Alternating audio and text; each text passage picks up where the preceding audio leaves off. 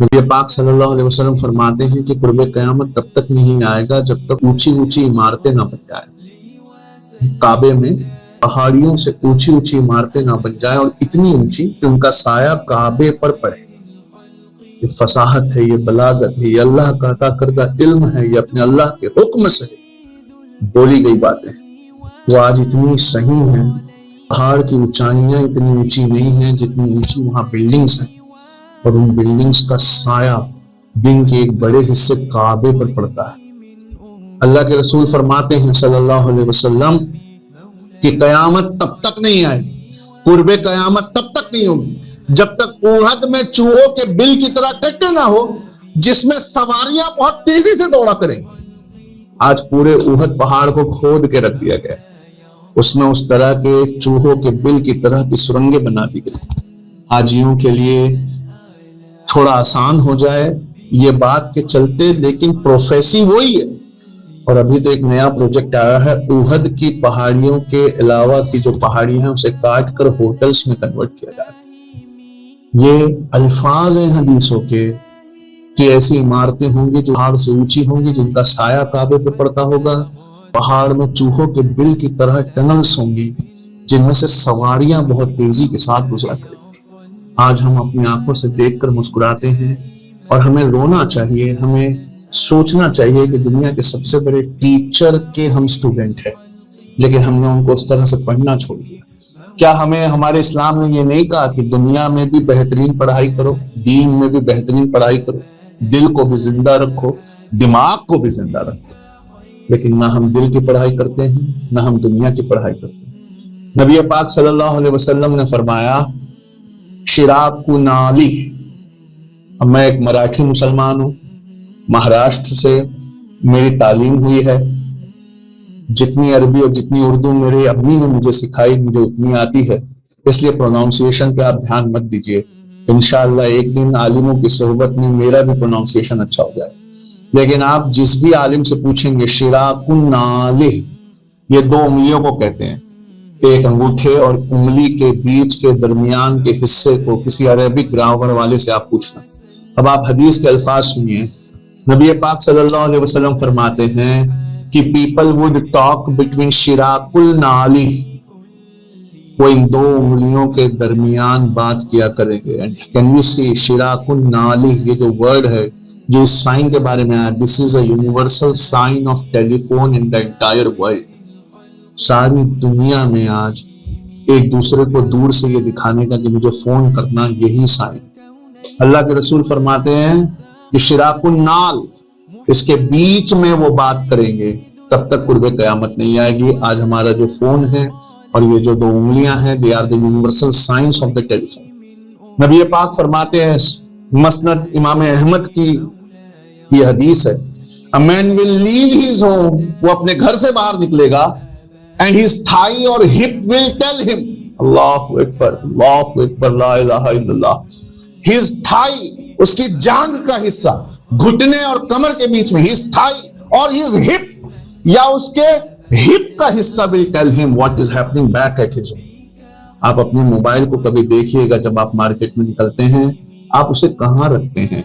آپ اسے اپنی تھائیز پہ رکھتے ہیں یا اپنے پیچھے والے پاکٹ میں رکھا تو ہپ میں رکھتے ہیں؟ اور یہ موبائل ہمیں بتا دیتا ہے صاف صاف جو ہمارے پیچھے گھر پر ہوا۔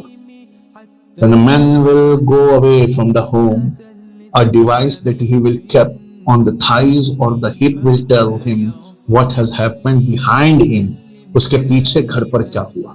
آج ہم سب اپنے موبائل کے ذریعے یہ پتا کرتے ہیں کہ گھر پر کیا ہوا۔ اللہ کے رسول مسند امام احمد کی ایک اور حدیث ہے، humans will communicate with the objects،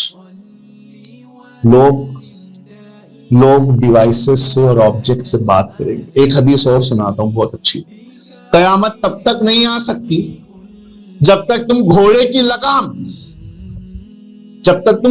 لگام اور اونٹ کی رسی سے بات نہ کرنے لگو۔ قیامت تب تک نہیں آئے گی جب تک تم گھوڑے کی لگام اور اونٹ کی رسی سے بات نہ کرنے لگو۔ میں سوچ رہا تھا کہ یہ حدیث آج کہاں ہے بھائی؟ آج تو نہیں ہے، شاید ایک دن ایسی لگام بنے گی، شاید ایک دن ایسی رسی بنے گی جس سے ہم بات کرتے ہوں گے. لیکن پھر ایک دن میں اوبر میں بیٹھا تھا تو یہ حدیث کھلی، اللہ کے حکم سے مجھ پہ کھلی.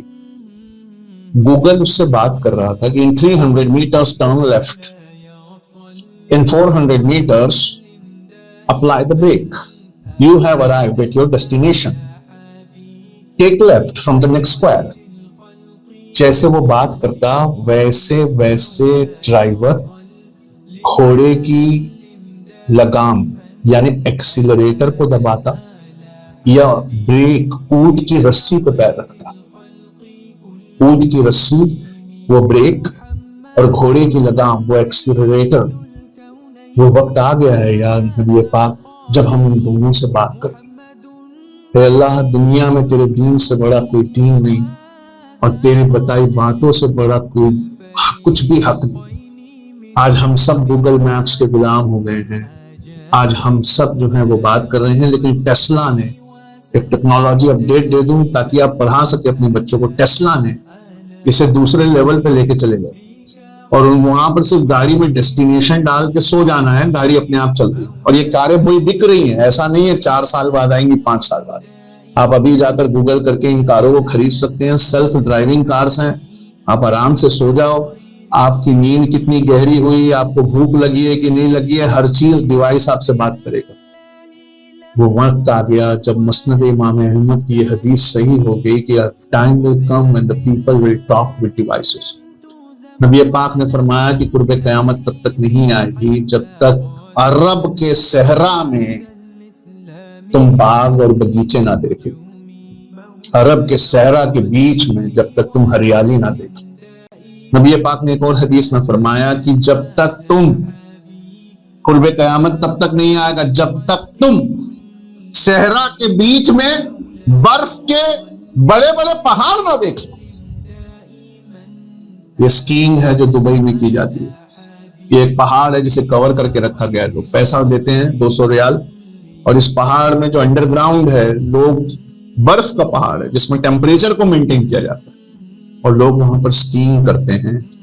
آپ فصاحت اور بلاغت دیکھیے اور اپنے مسلمان ہونے پر خوش ہوئیے کہ اللہ کے کرم ہے کہ آپ کو ایسے مذہب میں چنا گیا. بس غلطی ہماری اتنی ہے کہ ہم نے دنیاوی اور دینی پڑھائی کو الگ الگ کر دیا، جبکہ دینی پڑھائی کے سارے ثبوت دنیاوی میں ملتے ہیں اور دنیاوی پڑھائی کے سارے کنسپٹ ہم دین سے ویریفائی کر سکتے ہیں.